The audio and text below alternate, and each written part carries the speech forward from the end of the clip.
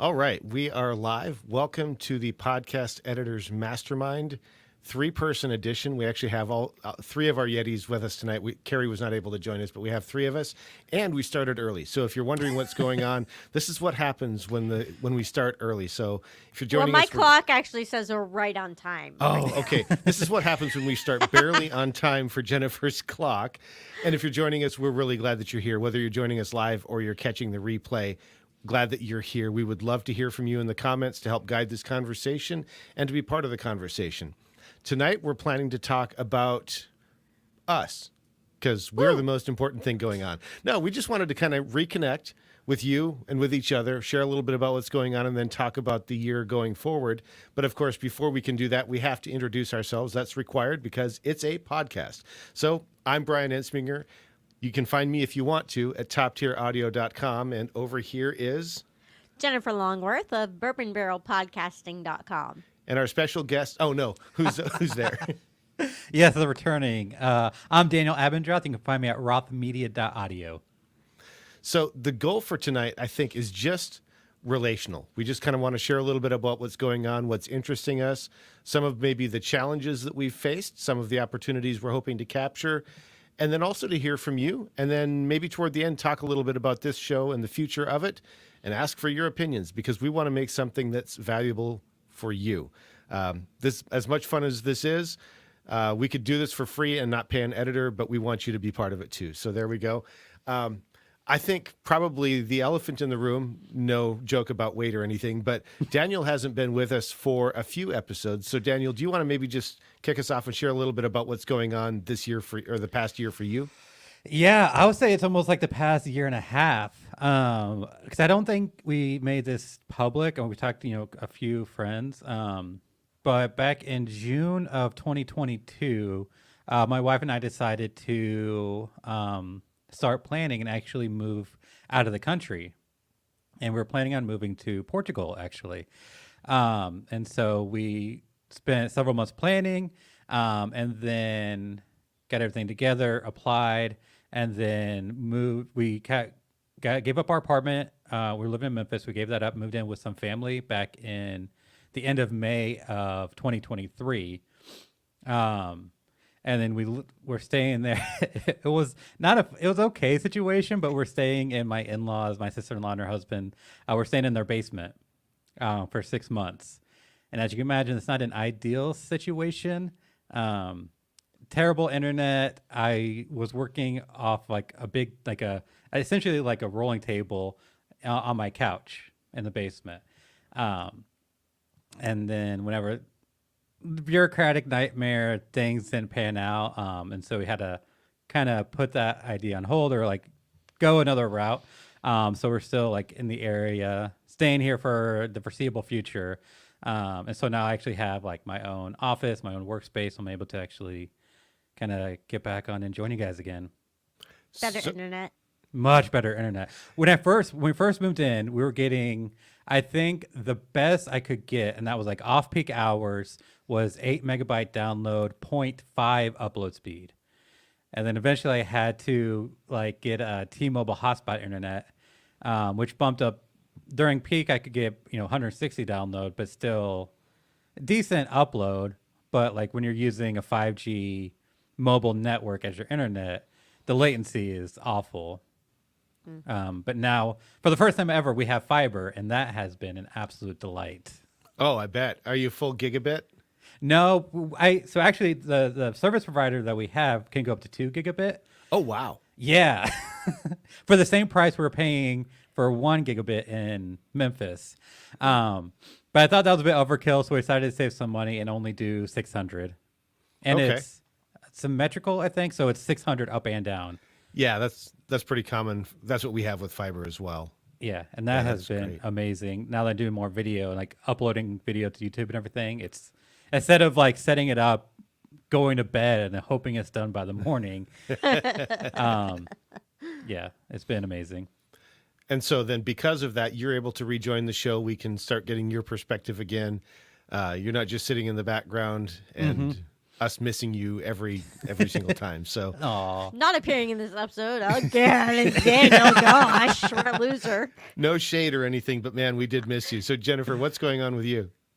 Oh goodness. Uh, Lots of things. Nothing at all. I don't know. Try my word of the year. I'm gonna go with that is developing or develop.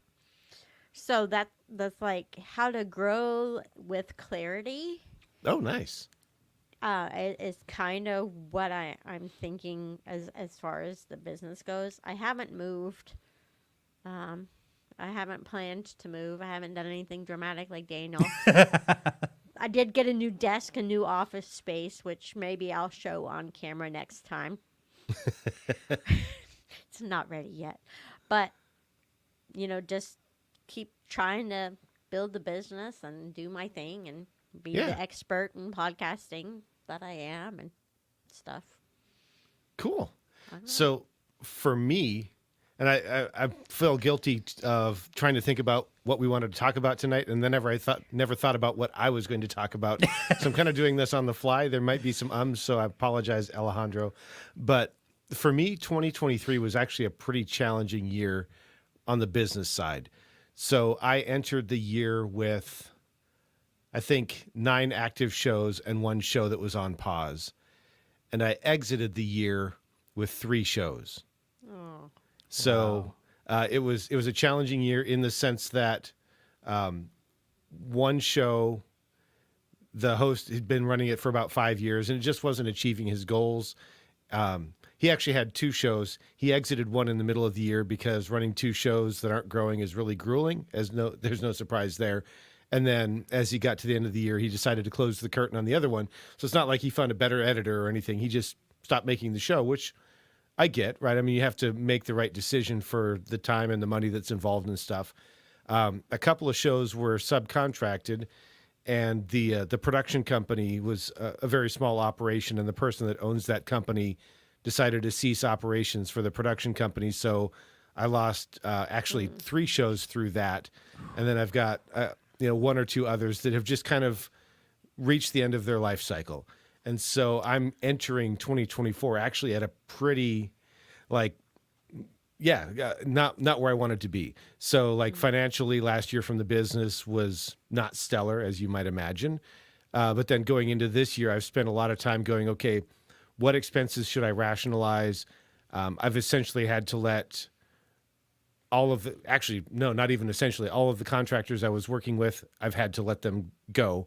I've had to release them. Thankfully, they were working on the shows that are not anymore. So it's not like I was saying, hey, I've lost some business, so I'm taking your show back. It's like, I lost your show. But at the same time, it's not a fun conversation to have with somebody go, hey, sorry. But at the same time, I have to recognize that this is kind of the cycle that businesses have to go through, especially when the person leading the business is not great at marketing. That's me. So, entering 2024 going, okay, how much do I want to build this back up and how do I want to build it back up? And part of the reason for that is because as I enter 2024, I think that I'm going to see a little bit more travel requirement for my day job. And when I travel, especially internationally, that makes it a lot more difficult to keep the editing going up. And what I don't want to be doing is every 6 weeks, hey, I've got a week's trip here, I've got a 2-day trip there, having to notify all the clients. And then in the middle of all that, I'd actually like to take a family vacation too. At some point, you reach the level of ridiculousness where you don't want to do that to your clients. So I'm trying to juggle that, not really knowing yet what the future holds. But that's kind of how I exited 2023. So I don't know. I'll kind of throw it back to the two of you. What else do you want to talk about? Well, that just kind of reminds me of my ebb and flow of 2023. So this time last year, what's your goal for the year? I'm 10 paying clients per month. Yay. And at one point in time in 2023, I hit that. Nice. I did not end with that. Because the one girl still hasn't paid me. The one girl, I don't know what happened. The one guy was just hey, I'm just going to try this out and see what happens. The other person, all the things. And just like any business that ebbs and it flows. And I think I ended with 5 or 6. Okay. So, but I'm going into 2024 with closer to 10 because I have all these launch people waiting in the wings and somebody who's relaunching. And I hate launches, I'm remembering. But I'm like, oh, yeah, I really don't like doing this. Yeah, so speaking of launches, that does remind me of a conversation, and I don't want to share the details, but we did have a private conversation. One of the things you did was actually kind of review your launch rates. They didn't go for it, by the way. They did not go for it. So, like, that's another thing I'm thinking through is my pricing, right? So Yeah. I'm at this place where right now, on paper, I have excess capacity. But do I want to reduce my price to fill that capacity and then not be able to grow because my capacity is filled at a lower rate? So I'm still trying to figure that one out. I don't, do either of you have any perspective on that? Because I would love to hear if you do. I would hesitate to lower your rates just because you have capacity. Because like you said, like you can be filling your time with lower paying clients at a time when you're going to have less overall capacity as you travel more for your work, for your day job. And like, and since this isn't your full-time job, there's not like a huge need to pay the bills with it, I'm assuming, as far, you know. No, but it's really nice. I mean, so Yeah. basically the editing business paid for vacations last year and a little bit here and there to help out with bills. We've had some fairly significant medical stuff, like medical bills to take care of, not like somebody had a car accident and their head got chopped off, but you know, and so being able to have that reservoir of money to draw from was very helpful. I don't want to do that all the time, right? I want the business to stand on its own, but at the same time you look at it and you go, well, if I hadn't put the last 5 years into that and set this money aside, that wouldn't have happened. Yeah. So, two thoughts. The first one is I'm wondering if this would be Burger King has specials. They don't reduce the price of anything. That's a great point. You could have some sort of like promo. I'm wondering, do we want to like go into this now, or do we want to like maybe next episode put you in the hot seat and kind of mastermind like what your business looks like? That makes me uncomfortable. We should probably do that. Because I could spew my ideas now, but I'm wondering if it might be more advantageous to kind of devote an entire episode to it. Well, let's ask our audience, those watching. Would you rather see Brian squirm now or in a couple of weeks? Just leave your comments in the chat, and we will either do them or ignore them depending on how I feel about it. Because I have the power of clicking the button. Because I think like my overall thought is this could be a great opportunity to think about what your business model and practice was like at your peak, what your like bottlenecks were, like what your pain points were then. And now that you don't have, you know, you're at a lower capacity, when you build back up, build in such a way to address those before you're capped out. Yeah. Okay. Well, since nobody's commented, why don't we leave that to next time? And you'll have to remind me because I'll probably try to get out of it because that's how I roll. For those that are watching or listening, it is uncomfortable to share this stuff publicly, but at the same time, it's good for us. Like what I've found is that dragging things out of the darkness into the light makes it easier to name it and recognize what's going on and then go, okay, now how am I going to address this? If you just keep thinking you're the only one, you end up stuck, and maybe other people around you are too. So I'll hope for the best. Yeah, because you never know who is going through the same thing you are and needs, you know, to see you kind of help them. And you don't know who's gone through it before and can tell you what they did or give you advice based on their experience. So I will say that it's not fully formed, and we'll probably redo it in a couple of weeks. But my tentative plan for this year is basically to try to rebuild the base of the business in a more sustainable way. Because I think that what I was doing to keep 10 clients going or 10 shows going, probably not sustainable long term, which is probably why it's taken me so long to recover. I'm still just exhausted all the time. So like even with capacity, I've got to kind of rethink that as well. Was 10 your capacity, you think? Probably. I think I might have been able to stretch to 12 depending on the thing. But one of the things I've started to discover is that, well, this is going to sound like I'm bragging. It's not intended to be bragging. But once a client discovers what you can do in post, they don't always focus as much on capturing a great recording or a great performance, if that makes sense. Yeah, that Yeah. makes sense. And so I've had a couple of clients whose shows are the same length, but now take longer to edit than they used to. And part of that's because yeah. I don't do a ton of double speed editing anymore, which I used to do a lot. But I had an issue where my mouse stopped working properly, and so I've kind of gotten out of that practice. So absolutely, that's part of the issue. But the other part is, and I this is not scientific, I feel like they've become worse speakers in some cases. Not all of them. Some of them are stellar, just incredible.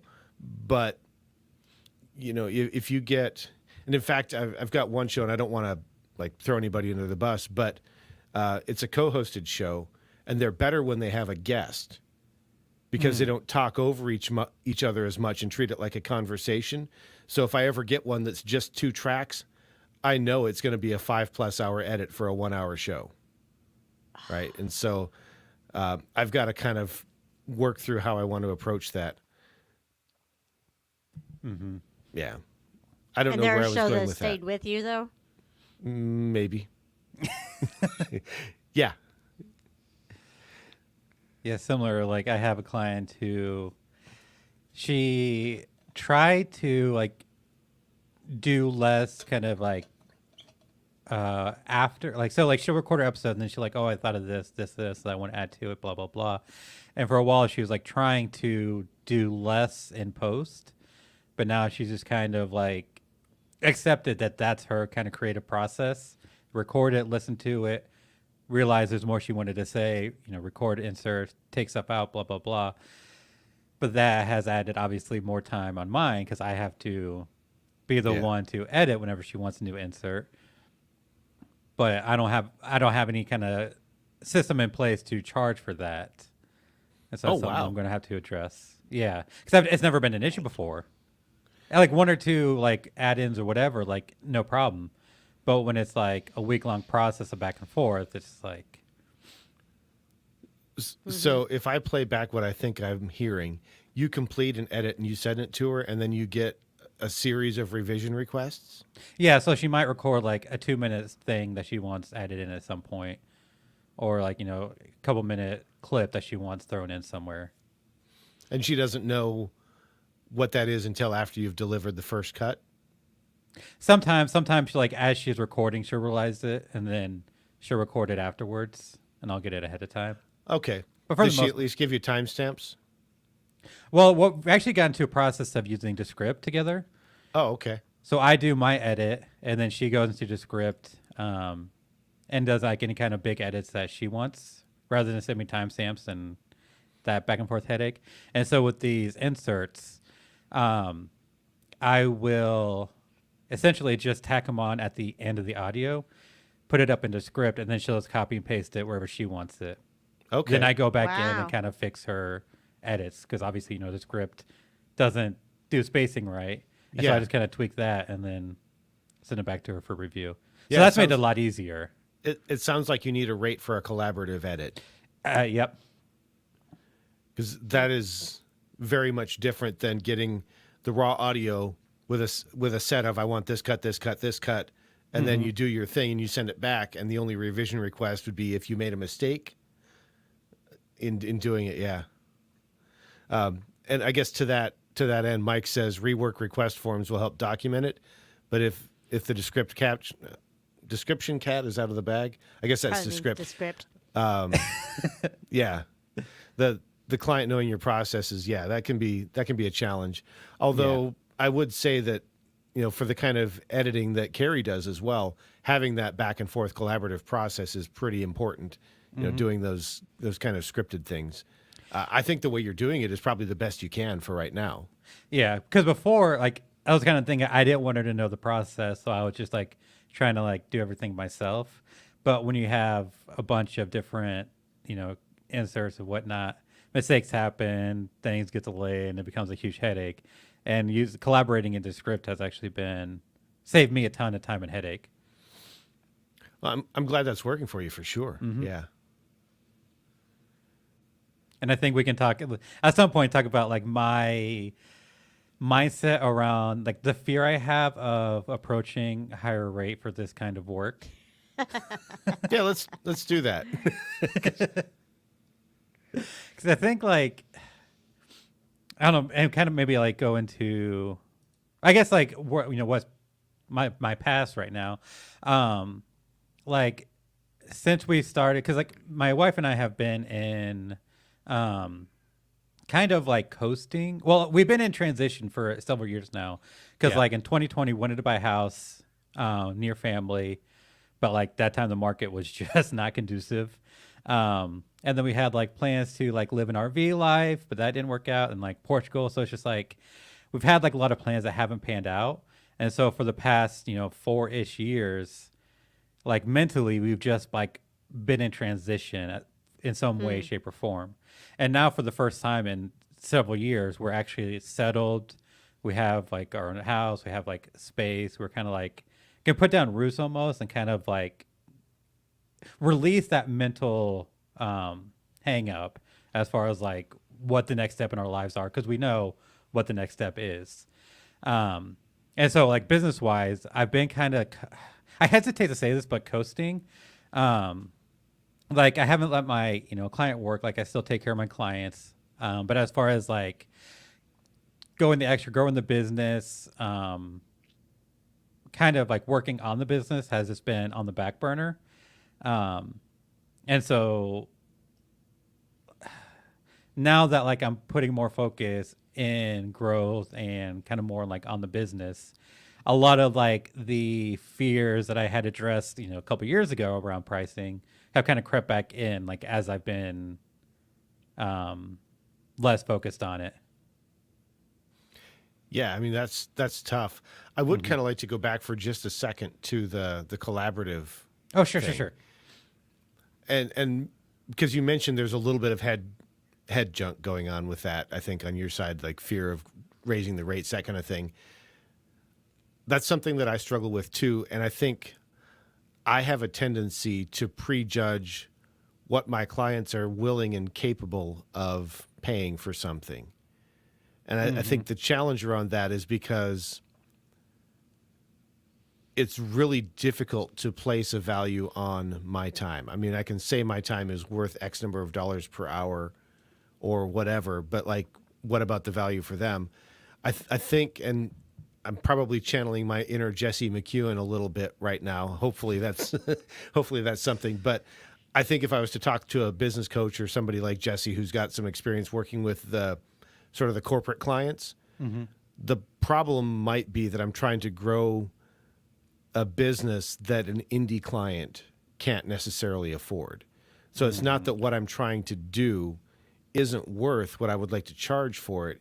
It's that the client that I would be targeting that may still want that service literally does not have the budget. That would be like if I walked in the door to buy a Bugatti. It may or may not be worth what they charge for it. I have no idea. What I do know is that if I walked in with and bought that, my wife and I would be having a very hard conversation about what we're not eating, and it would be food. So, right there's I think there's an element of that. I don't know if that applies to you. What are your thoughts?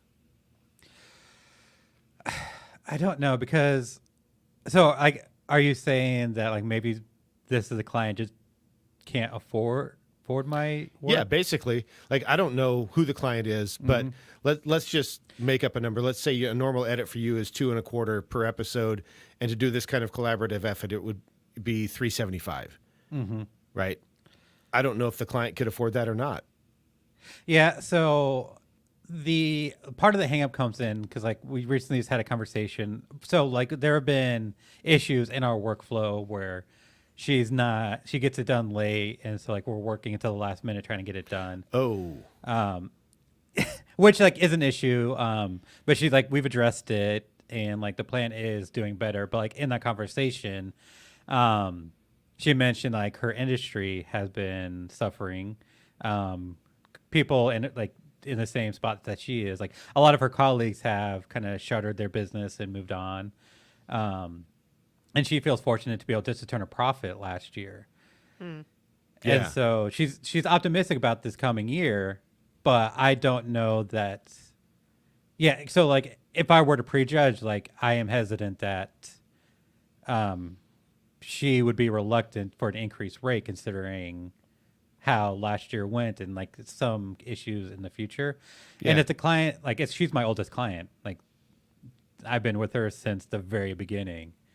And it's Wow. not like she's paying the rate back then. Like she's on par with my other clients. And because of her, like word of mouth, she's led to most, like almost through one way or another, the majority of my client base. Right. So there's a lot of factors in, I guess maybe either the reason why I don't want to do it or like the justification of me avoiding the conversation. Yeah.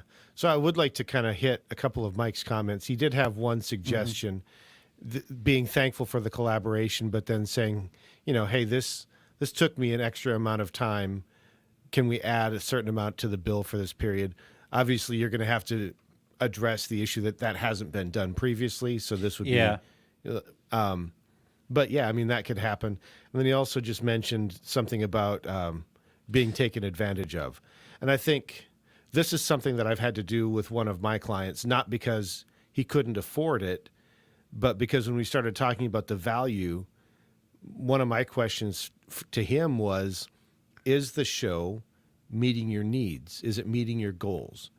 Right. And this might be one where she's thankful, but maybe you can float it and just say, hey, I appreciate being able to do this. I need to charge more. But before we start pulling the trigger on that and going to this collaborative edit with the appropriate pricing, I just need to ask you, like you mentioned, this has been a tough year. Is the show still meeting your needs? Is it still helping you grow your business? How are you seeing value from the show? Because then that helps you not only understand where she truly is, but also helps her highlight whether or not having you work on the show and whether or not the show itself is truly advantageous for her business. Hopefully it is, but then that's more solidified in her mind. I don't know. I'm going to back off because Jennifer's smiling. Well, I'm just thinking that almost sets you up to talk someone out of doing a show. If it's It not. could, but if she can't afford the show, is that a bad thing?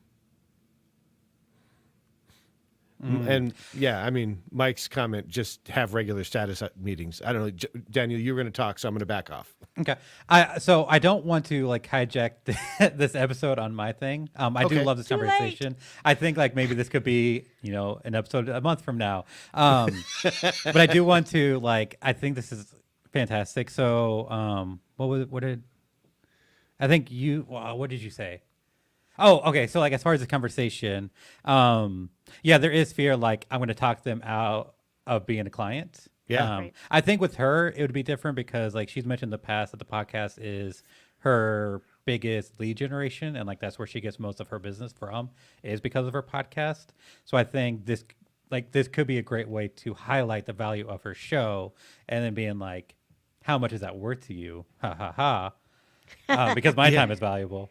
I don't think she would see it that way. Yeah. I won't act all maniacal like that. But then Mike has a best point. The best way to address this is often having a regular status meeting to address what Brian is talking about. And I think that's absolutely true. And that's where I've dropped the ball over like this past year and a half of falling out of the habit of having these regular meetings like we used to, where we could talk about how good your show is doing, the value of the show. Whereas like if I were to do it now, it's just like, hey, your show's great. I want more money. So I think moving forward, I think like getting back into the habit of having these meetings, the status meetings, and then going from there as far as like raising the rates. Yeah. So what about this year? Jennifer, you mentioned a little bit about your plans for this year are to grow it to 50 clients or something. What were you talking about? No. I've gone back and around on this, and then I had to I joined a BNI networking group this year, and I had to articulate this to 8 different people in a row what my goal for my business this year is. I was like, after I said it 8 times, I'm like, maybe I need to rethink this. Like, Okay. it's the same as last year. No, wait, hold on. I need to stretch a little bit. And it's like, no, I need 10 weekly clients, not just 10 clients a month. So, I mean, so if you're a weekly client, if you're a bi-weekly client, well, how many shows I can work on 10 shows per week is what this delusion in my head is telling me. Okay. And I think I have 10 monthly on the waiting in the wings right now, but that won't keep me 10 per week. No. And I just got to make sure they're not that, because like half of them are weekly and half of them are every other week, and the every other week people are just not all allowed to be on the same week. Right. So do you do anything with your delivery timeline where if they produce less than once a week, you expect a longer time horizon between when they deliver files and when you deliver the results? I never say anything about that. I don't have any once a month people anymore because I worked on things at the last minute and everybody knows it. And she fired me because she said I need it on Sunday, so I'd get it to her on Sunday. But what she really meant was that she needed it back by Friday so she could write the show notes so she could release it on Sunday. But that's not what she told me. That's different. That's totally different. So then she fired me, and I was like, you know what? That's fine. Oh, I'm sorry to hear that. Don't let the door hit you on the way out. That's how I feel about most people who fire me. There's a few that make me very sad, and I'm like, oh no, I hate to see you go, but yeah. Mm-hmm. So for me, when I think about this current year, I'm just trying to walk the tightrope of expanded job responsibilities in my day job, more travel, and then trying to build the business back up from where it is currently, because there's some room to grow. And in doing that, I really need to think about how to do it right, because I think probably all of my clients are currently underpaying. And it's my fault for the pricing that I've given them, but I've got to think, like, how can I bridge the path to that? When I look at the most recent editor survey, I've only got one client that's close to the appropriate pricing for where that average would fit. Typically, none of mine are. None of mine are anywhere close. Okay, so I'm not the only one? No. What is the? I don't remember. I don't think I looked at that this Was year. that 147 or was that I think it was more like 175 for a 1 hour. Okay, I'm way behind. Just I'm not Umra and basic treatment, basic noise reduction, that kind of thing. See, most of mine aren't 60 minutes. Most of mine are 30-minute shows. So, Steve, I hope you ask how much you charge for a 30-minute show, because then I will actually give you a better answer, more accurate answer. Daniel, how about you? Plans for this year? So like I was saying, like I've been kind of not putting enough attention, like not as much attention on my business. Like the focus this year is going to be putting more focus on the business. I'm very fortunate that I can't remember losing a client last year. I think we netted like 2 clients over the year. So like financially, like last year was our biggest year ever. Cool. Which is surprising, that because hearing my client talk about like her industry, which is my niche, that we were able to do that when we weren't putting so much focus on the business. Yeah. So I feel very grateful to be in like such a strong position. So yeah, more focus on it, and then Michelle coming back. So in the and like being the transition, trying to move,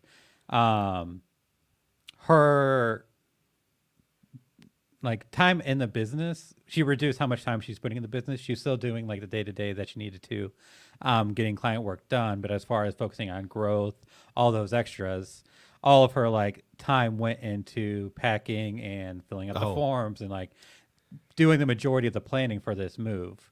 And so now that we're settled, like she has excess capacity that she can now put back into the business.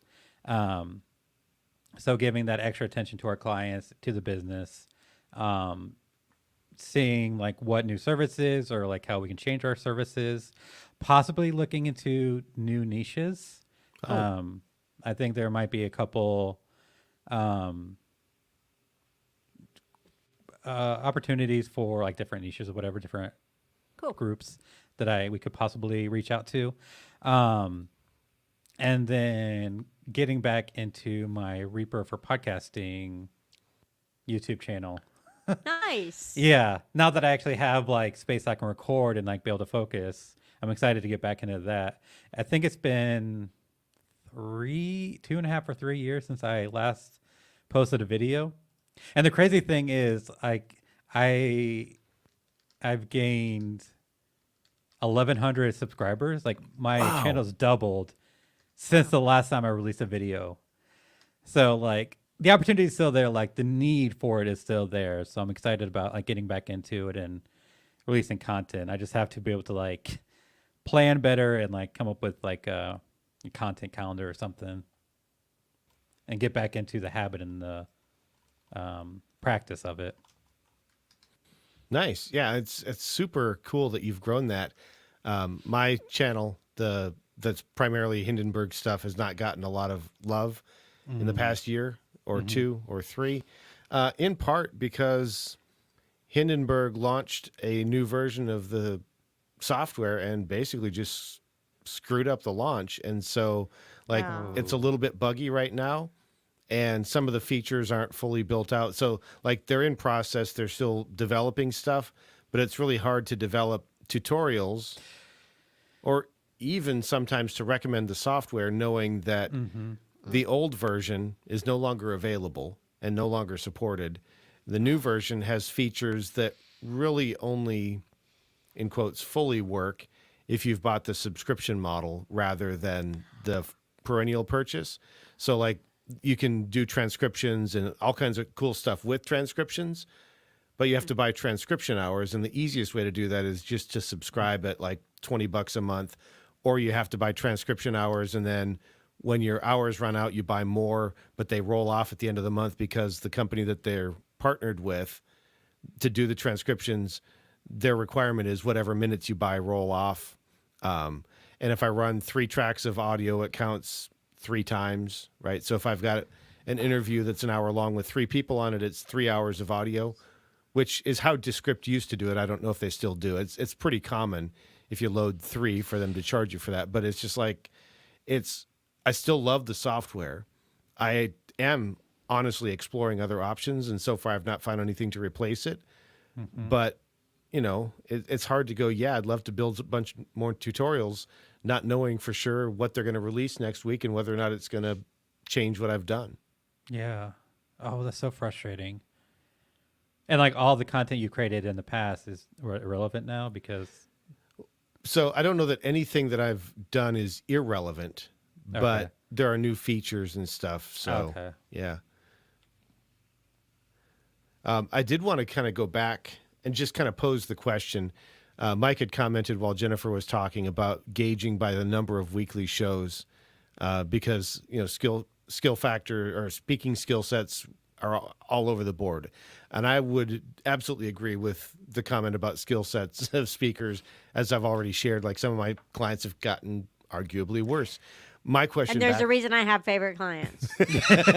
My question back to the two of you and to Mike and anybody else watching. If not number of weekly shows, what would you use to gauge growth? Like, is it just a financial measure? What goal would you set? I don't know personally what I would do because I tend to think in number of shows and gross revenue. That's how I don't know. Daniel, you had a thought? Yeah, so I would say like as far as I think like as far like gauging how you're doing, I think revenue is probably going to be your best bet. Because it doesn't matter if you have 100 shows if you're only making $10 each on the shows. But as far as like goal setting, I do think there's value in Like, because I think the easiest way to monitor your goal and track your goal would be the number of clients, like new clients, whatever. I guess you could probably have two separate goals. But I Yeah. think as far as like that, like the internal like joy of signing a new client, I think might be easier to track, easier to strive for. Um, but yeah, but not get too caught up in like the number of shows and lose sight of the financial aspect of it. Yeah, and so this kind of thing is one of the things that, in terms of goal setting, I've struggled with for over a decade, because there's one camp that says only set goals based on outcomes. If you can't measure the thing, whether it's gross revenue or whatever, it doesn't matter. And there's another camp that says, well, there's a part of that that's outside your control, so you should make a goal of the habits that are required to get there. The challenge that I have with that is I can make a goal of marketing my business by posting on Facebook every day. I'm just making something up. And I can track against that and I can develop that habit. But if my posts are garbage or don't speak to the audience I have, I'm still not going to achieve the goal of increasing my business. So I'm always interested in how other people are setting their goals, what metrics they're using, if they're even tracking them. Right? I would say like my goals have always been based on gross yearly revenue. Okay. Yeah. Which like there is like a mixed bag, because like, yeah, I could have higher gross revenue, but if my expenses go up a lot, then like my net, it can be worse. I've had that happen one Me time. too. But then you could always have like smaller goals. Like, okay, your goal is to reach X dollars gross revenue in a year. But then like the sub goals could be like, marketing, posting social media or something. But instead of like, maybe you could have, if like what you're struggling with. So like if you are, because like right now I'm not posting anything to social media. So like my goal could be consistently post like so many times a week, and that could be my goal. And then like once I get that down, my goal could be based on engagement. So now that I'm consistent, I need to make engaging content, which will then kind of turn into business. If that makes sense. Yeah. Yeah. Andrea had an interesting answer. I love that one. Measuring based on profit versus time and energy. Last year was most profitable, but almost died energetically. So that's a really valuable one, because there's like the profit speaks to not only gross revenue, but controlling your expenses and that kind of stuff. And then the energy talks about essentially how much of the work am I doing, right? So if I'm the business owner and I'm the only person working in the business, then 100% of the energy comes from me. And I think that's a good way to do it. I'd be interested in knowing more about how you're tracking it, but I don't want to make you spill the beans if you don't want to. That's certainly cool. Let's see. Looking for other comments. As we go through those comments, I'm wondering, what have you gotten any new toys or any new gear in the last year, 6 months that you want to talk about? Yes. I got a big desk. So over the past few podcast editor masterminds, I recorded from my living room, sitting kind of on the floor with my coffee table, holding my microphone. But my office is in my guest bedroom. My youngest daughter took the bed to her new apartment. So Oh no. there was a lot of empty space in here now. I'm like, you know what I want? I want a real desk. So I got this big, 5 foot long desk, 60-inch, I guess is about how wide it is. And it's Nice. deep. And I got my big monitor. And so I'm very excited to be back in my office space, working at an office. And then I got a new boom arm, which I might return. But I bought some other toys too that I didn't like, so I'm returning them. But the desk, the workspace, giving me breathing room. My cats like it too, because they just come lay down, and there's actually room for them. But yeah, Nice. I'm happy with my new desk. So it's not traditional tech gear, but it's pretty awesome. Nice. So I have a couple new things. One of them is I have a new Rodecaster Pro 2. Not because I Ooh. bought it, but because the one that I had, the power switch went out. And so after shipping it off to Rode, I got a new one from them, which was very kind of them. And it only cost me the price of shipping from here to California, which is more than you might think. So No, I just sent client gifts to California. I know. nice. I also just this week or last week I got a teleprompter for my room, and it's one of those that it doesn't come with a screen. So it's one of those beam splitter mirrors that's at a 45-degree angle. You put your webcam behind it or whatever other camera you have, and so I have a webcam. That's what it is. But then the screen is actually my phone. So I got an app that allows me to mirror my screen on my phone upside down and backwards, so I can look at you. And you're very small, and I can't read any of the words, but I can look at you and look like I'm talking to you finally instead of constantly being like this. So I feel pretty good about that. And Very then cool. I also bought I'll actually show it to you. It's the DaVinci Resolve Speed Editor. So I've been looking to get into video, and the software that I'm most interested in is the same software that Alejandro uses. It's DaVinci Resolve. I've been running the free version, but buying the Speed Editor includes the purchase of the paid version, which comes with all kinds of things that I'll never use, like it's Dolby Atmos mixing and like crazy stuff.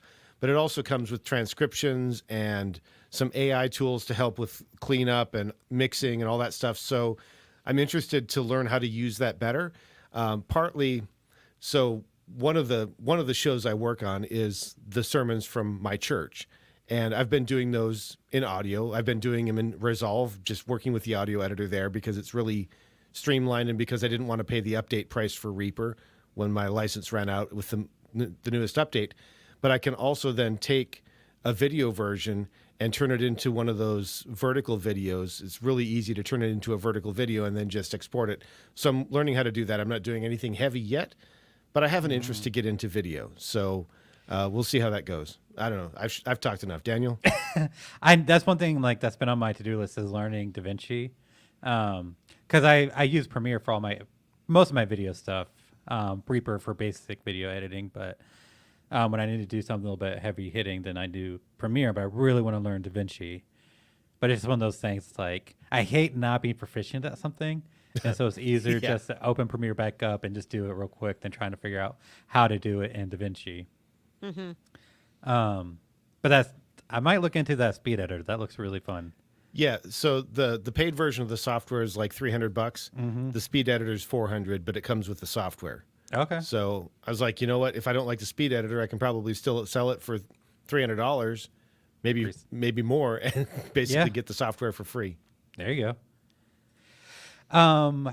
So new gear toys for me. I invested in some decent studio monitors. Nice. So, up for the past 6 months, I have been using just my laptop speakers and obviously my headphones. But I don't want to like wear headphones all day. So like I'll do my cleanup with the headphones and then editing with the computer speakers. But obviously you're not going to hear everything. So I got some. I think they're PreSonus. Okay. I Yeah. forget what the brand is. But that's been really nice. And then while I didn't have like a desk to put my boom arm or anything, I invested in the Audio Technica headset. It's like the Stream one. I can't remember what it's called, but it has like the microphone piece. And for what it is, it sounded amazing. Cool. So if you do, I don't recommend getting it if you can do other things, but if like you're just in a position where you can't have a desk mounted microphone or something, that is a great alternative. A house. So like for the first time ever, Little thing. yeah, my wife and I, we're renting a house, but like for the first time ever, she has her own office. I have my own office. Nice. No, that's just been amazing. Obviously, like I still need to decorate and kind of have a nice little backdrop. Yeah. She did a lot better job of decorating than you have. Oh, I just she's yeah. Her office looks amazing. Because I'm just struggling like what look I want, and so far it's just a blank wall. But I do plan on like building some kind of sound panels and using some kind of cool fabric on the front for decor, and then shelves or something. Hopefully I'll figure something out. And then the last thing is kind of silly, but it's been so far incredible. A new cylinder, like a hydraulic cylinder for my chair. oh, Oh, So I have like Oh. a really nice Serta office chair, but it's never been tall enough for my desks, and just like over the years, like it's just kind of gotten lower and lower. And working for the past since May till like December of last year, well, some parts I was working at it, for mostly like I was on a couch, with like on like a rolling table, had my computer and monitor. So essentially, I was using my mouse, my keyboard on my lap, and then the mouse on the couch. And so like just that angle is just really bad posture. And so like my elbow, yep. I got some pain in my elbow, a little bit in my wrist. And then I finally got a desk again. But because my chair sat low, it was like an inch or two lower than the desk. So even still, like my arm was at an upward angle. So instead of like being down, now it's up, which is better, but still not ideal because it's supposed to be, a 90-degree angle. So I spent like $12 on a new cylinder and replaced the cylinder in my chair. So now I can actually sit up at a proper angle, and that's been amazing Very nice. for my own physical health. awesome. So we do have one comment that I want to hit. Andrea answered my question. How are you keeping track of it?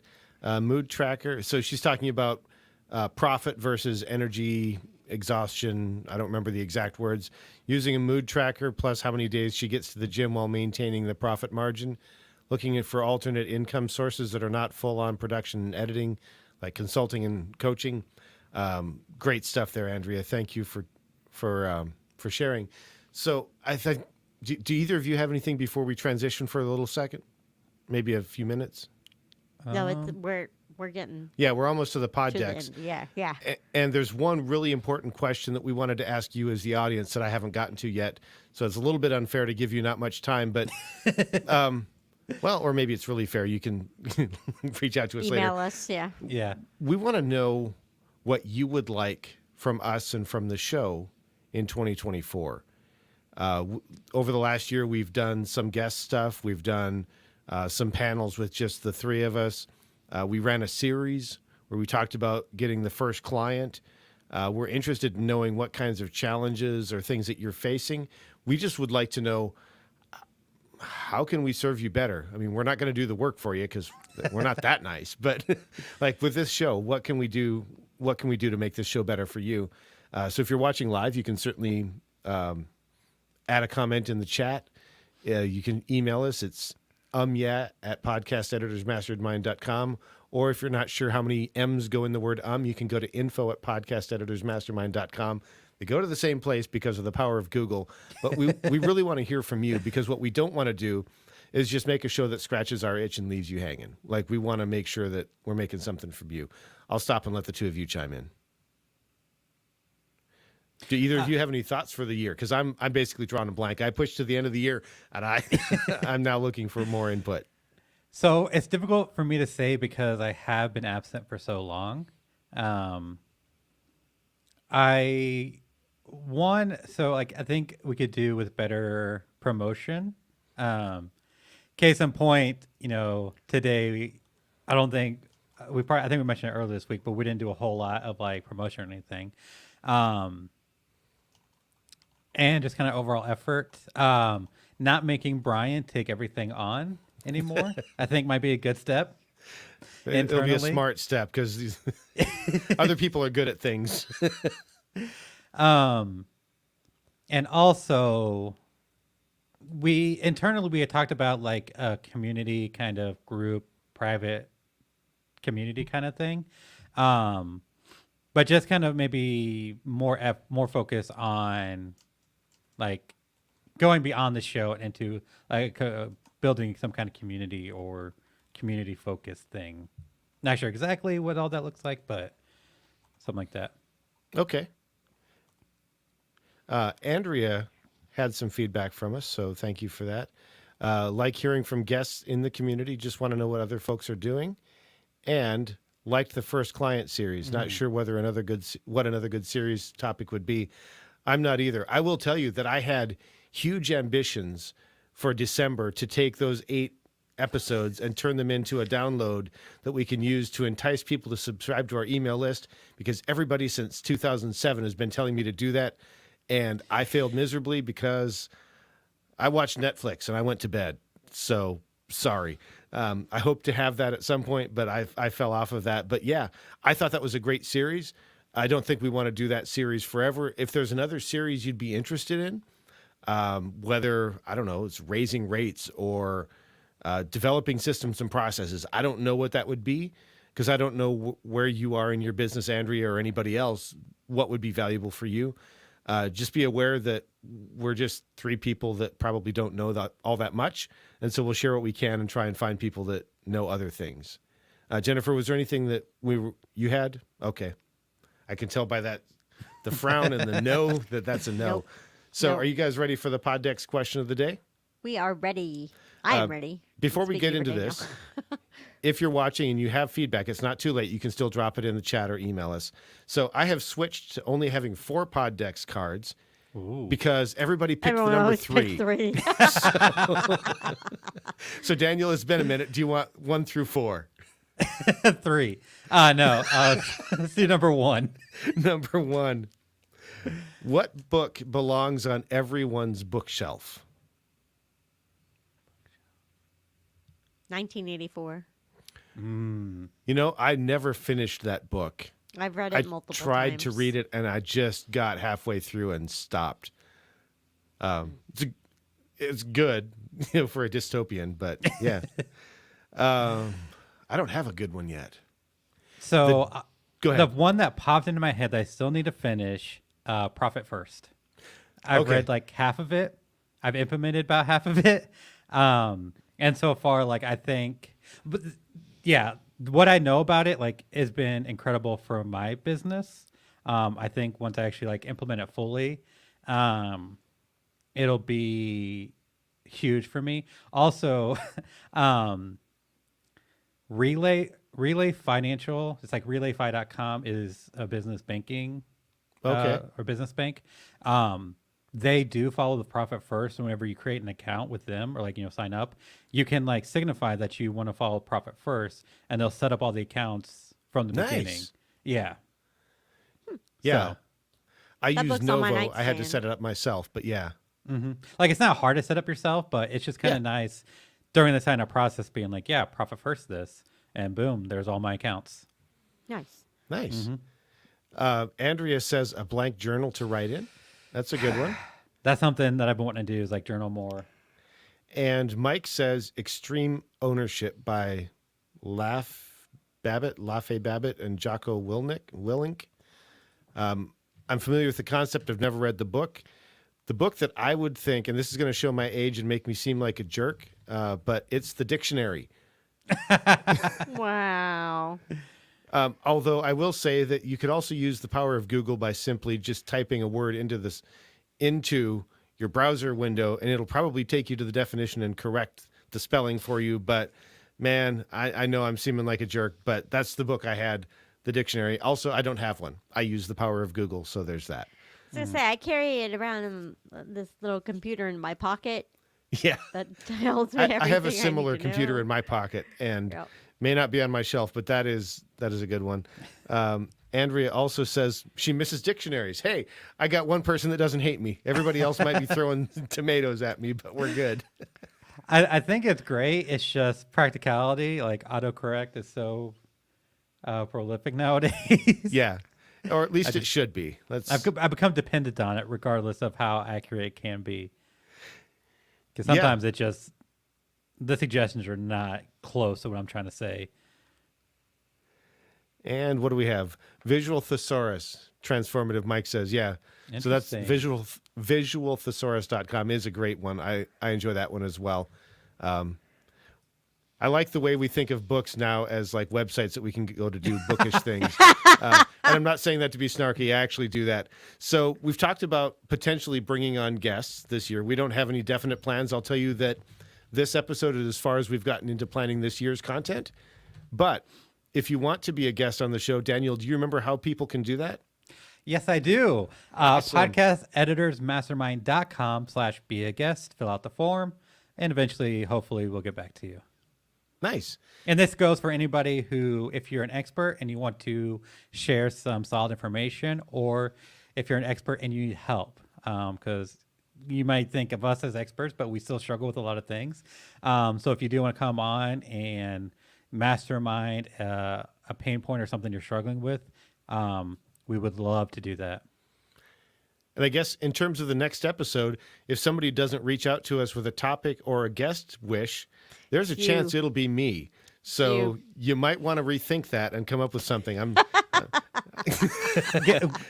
Send us a message probably in like 2 weeks when it's too late to switch topics. Yeah, or tomorrow. But anyway, we'll call it to a close here before I embarrass myself more. I've been Brian Itzminger. If you want to, you can find me at toptieraudio.com. And over here is Daniel Abendroth, and you can find me at rothmedia.audio. And I'm Jennifer Longworth with bourbonbarrelpodcasting.com. And unable to join us tonight is Carrie Eric. You can find her at carrie.land.